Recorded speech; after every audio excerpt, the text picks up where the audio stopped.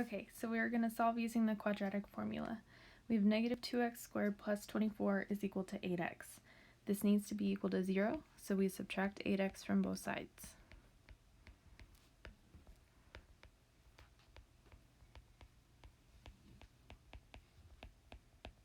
So now we identify a, b, and c. So a is negative 2, b is negative 8, and c is 24.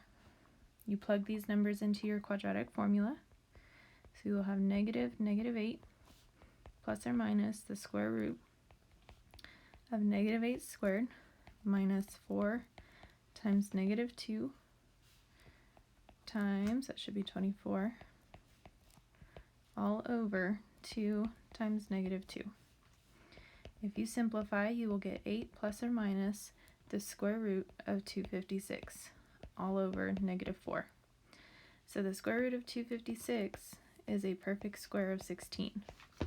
So this will be 8 plus or minus 16 over negative 4.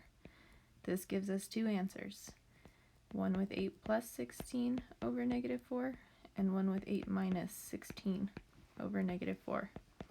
So 8 plus 16 is 24, divided by negative 4 is negative 6. 8 minus 16 is negative 8 over negative 4, which is a positive 2.